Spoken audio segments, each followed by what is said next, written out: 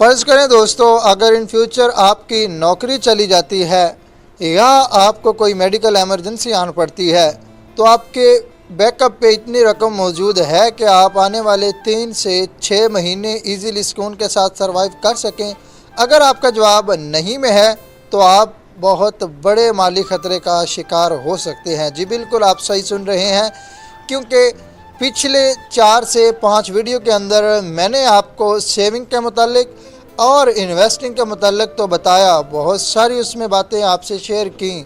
آپ میں سے کچھ لوگوں نے انویسٹمنٹ کی بھی ہوئی ہوگی، کچھ لوگوں نے انویسٹمنٹ شروع کرنے کا سوچ رکھا ہوگا، لیکن آپ کے پاس اگر فائنینشیل شیلڈ نہیں ہے تو آج میں آپ کو فائنینشیل شیلڈ بنانا سکھاؤں گا، جسے لوگ ایمرجنسی فنڈ کے نام سے جانتے ہیں۔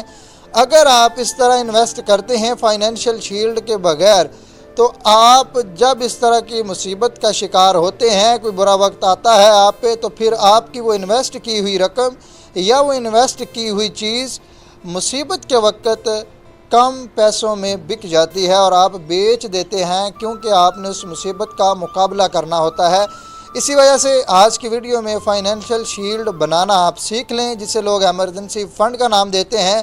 اگر آپ کے پاس فائنینشیل شیلڈ نہیں ہے تو پھر آپ بھی اس خطرے سے دوچار ہو سکتے ہیں اور آپ کی ہر انویسٹمنٹ گھاٹے میں جائے گی۔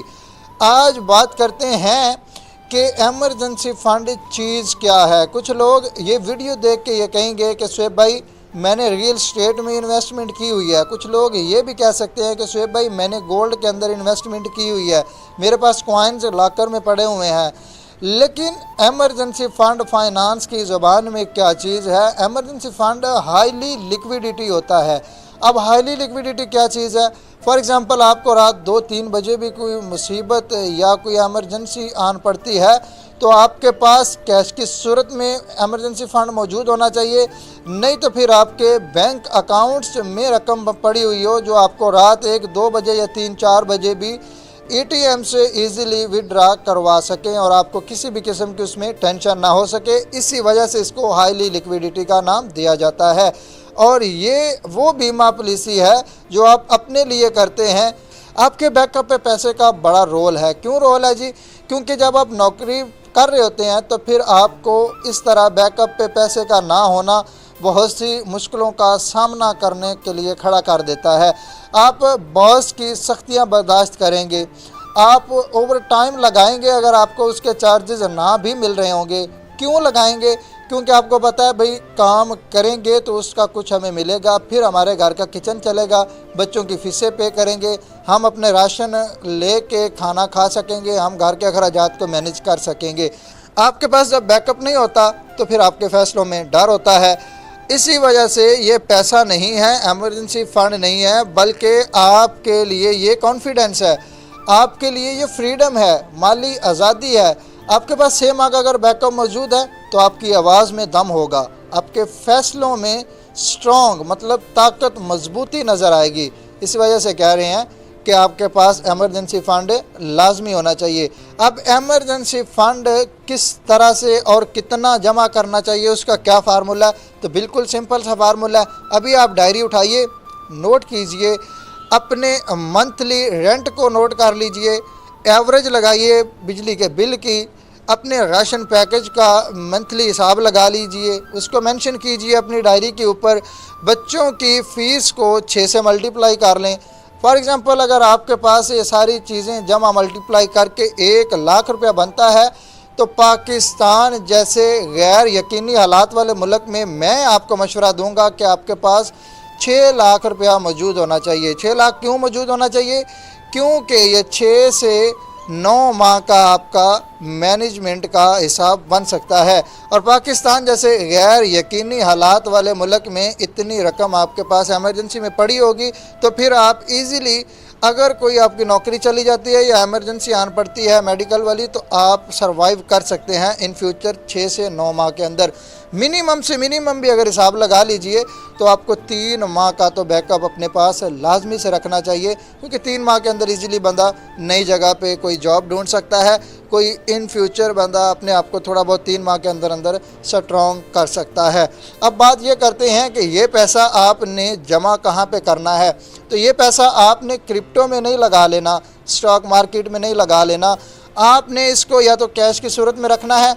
अब कैश की सूरत में रखने का आपको एक नुकसान भी हो सकता है। वो नुकसान क्या हो सकता है? आपने फॉर एग्ज़ाम्पल 2 साल पहले 2 लाख रखा, आज की डेट में वो 2 लाख 1.5 लाख की तरह हो चुका हुआ होगा, क्योंकि पाकिस्तान के अंदर 25 से 30% सालाना महंगाई की शरह बढ़ रही है। और जब इस तरह 25 से 30% शरह बढ़ रही होती है तो फिर आपका जो पैसा जमा हुआ है उसको आपने किसी म्यूचुअल फंड मार्केट में रखना है, ताकि वो आपको 15 से 18% नफ़ा भी देता रहे। और इस नफ़े का मतलब अमीर होना नहीं है, बल्कि इस नफ़े का मतलब आपकी जमा पूंजी पे करेंसी की गिरती हुई वैल्यू का असर ना होना है। इसी वजह से आपको अपने एमरजेंसी फ़ंड को किसी ऐसी जगह पर रखना है जहां उसका 15 से 18% सालाना नफ़ा भी मिलता रहे। वो नफ़ा आपको अमीर नहीं बल्कि आपकी करेंसी की गिरती हुई वैल्यू से आपको बचा के रखेगा। अगर आपके पास एमरजेंसी फ़ंड नहीं है तो पहले आप एमरजेंसी फ़ंड मुकम्मल कीजिए, उसके बाद इन्वेस्टमेंट का सोचिए। ये इन्वेस्टमेंट आपको उस वक्त करनी होगी जब आपके पास एमरजेंसी वाला खाना फिल हुआ होगा। आज कलम उठाइए, नोट कीजिए कि आपके पास कितना एमरजेंसी फ़ंड मौजूद है और कितना आपने अभी अपने बैकअप में पैसा जमा करना है, जो आपको इन फ्यूचर किसी भी मेडिकल एमरजेंसी में या आपकी नौकरी चले जाने की सूरत में काम दे सकता है। आप सरवाइव इजीली कर सकते हैं। हाँ, एक बात और भी याद रखिएगा, जब आप एमरजेंसी फ़ंड मुकम्मल कर लेंगे तो फिर आप कामयाब इन्वेस्टर बन सकते हैं। आप कर्ज़ा लेके या एमरजेंसी फ़ंड के बगैर अगर इन्वेस्ट करते हैं तो फिर आप इन्वेस्टर नहीं, फिर आप जवारी हैं। जवारी क्यों कह रहा हूँ? क्योंकि आपके बैकअप पे कुछ भी नहीं है। फॉर एग्ज़ाम्पल मार्केट गिर रही है तो फिर आपको एमरजेंसी फ़ंड बहुत ज़्यादा मदद देता है, पैनिक सेलिंग से बचाता है। आपको घर चलाने के लिए टेंशन नहीं होती, घर आप इजीली चला सकते हैं अगर मार्केट गिरी भी हुई हो। आप कमेंट सेक्शन में रेडी लिखिएगा अगर आप भी एमरजेंसी फ़ंड के लिए रेडी हो चुके हुए हैं। कल की वीडियो बहुत ज़्यादा मज़ेदार और स्ट्रॉन्ग होने वाली है इंशाल्लाह। मेरा चैनल अब हामी भर चुका है आपको स्ट्रॉन्ग करने की, आपके पैसे को मजबूत करने की और आपकी जेबों पे फजूल खर्ची से काबू पाने की।